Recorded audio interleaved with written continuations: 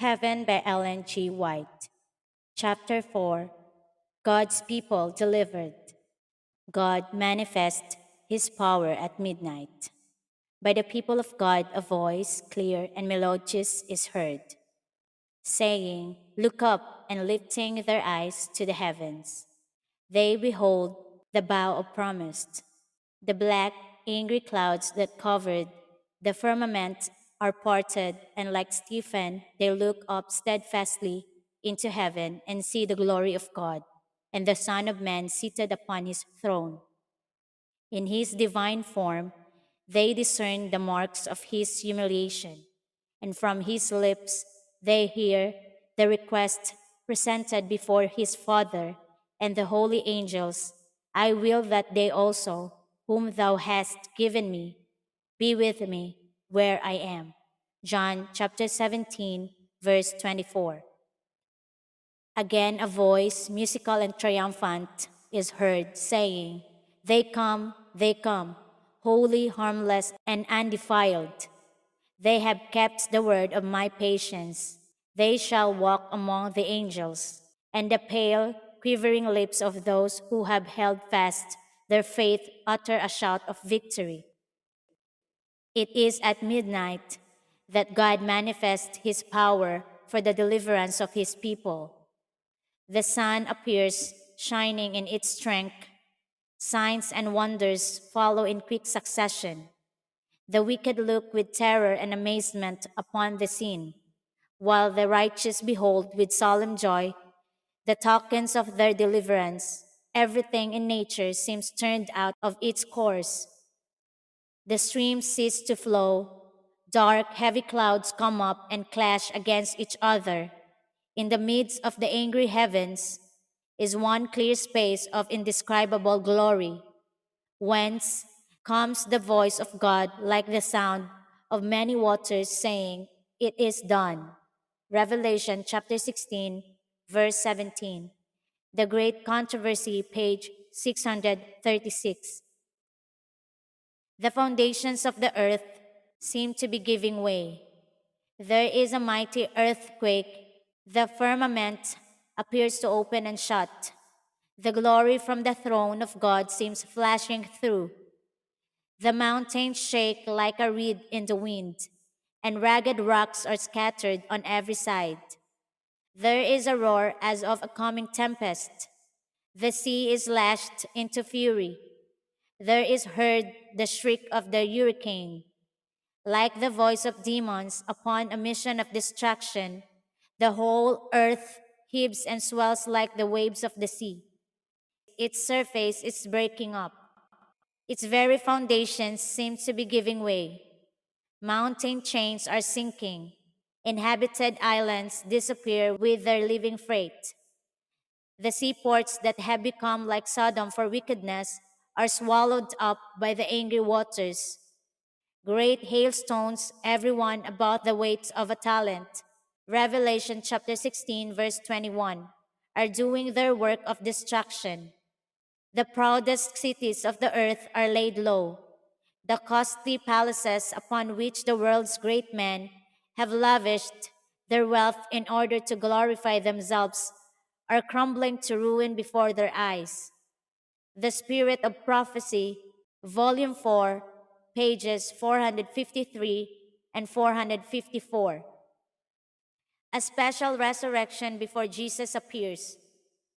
Graves are opened, and many of them that sleep in the dust of the earth awake, some to everlasting life, and some to shame and everlasting contempt.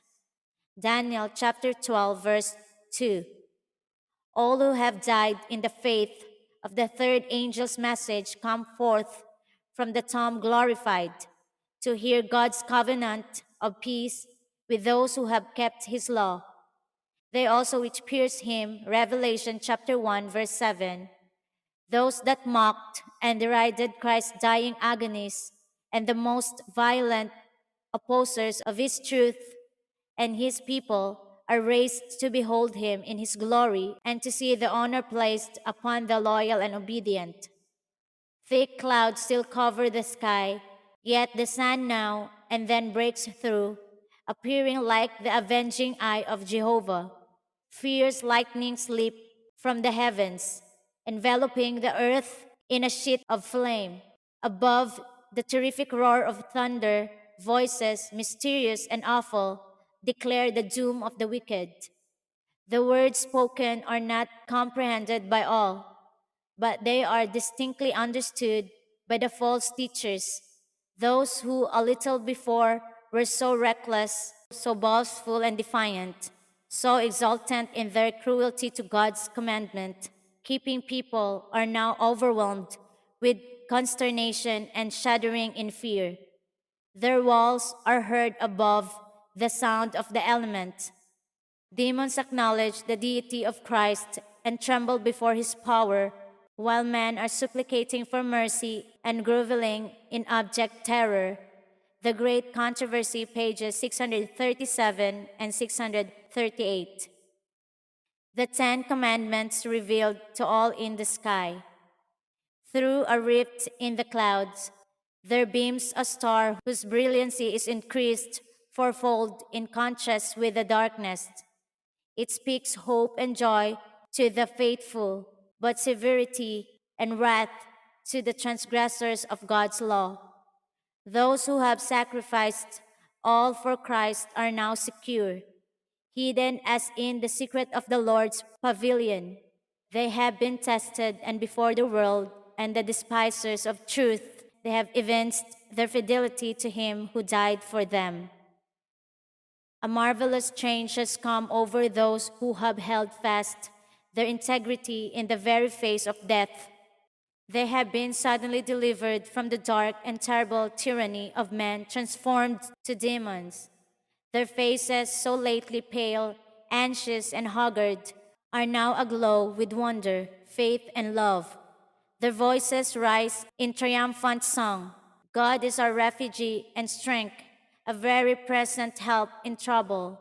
Therefore will not we fear, though the earth be removed, and though the mountains be carried into the midst of the sea, though the waters thereof roar and be troubled, though the mountains shake with the swelling thereof.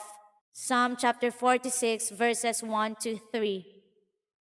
While these words of holy trust ascend to God, the clouds sweep back and the starry heavens are seen, unspeakably glorious in contrast with the black and angry firmament on either side. The glory of heaven is beaming from the gates ajar. Then there appears against the sky a hand holding two tables of stone folded together. The hand opens the tables, and there are revealed the precepts of the Decalogue, traced as with a pen of fire. The words are so plain that all can read them. Memory is aroused, the darkness of superstition and heresy is swept from every mind, and God's 10 words, brief, comprehensive, and authoritative, are presented to the view of all the inhabitants of earth. Wonderful code, wonderful occasion. The Spirit of Prophecy, Volume 4, pages 456 and 457. God tells his people the day and hour of Jesus' coming. The voice of God is heard from heaven, declaring the day and hour of Jesus' coming and delivering the everlasting covenant to his people. Like peals of loudest thunder, his words roll through the earth. The Israel of God stand listening, with their eyes fixed upward. Their countenances are lighted up with his glory, and shine as did the face of Moses when he came down from Sinai. The wicked cannot look upon them, and when the blessing is pronounced on those who have honored God by keeping his Sabbath holy, there is a mighty shout of victory. The Great Controversy, page 640.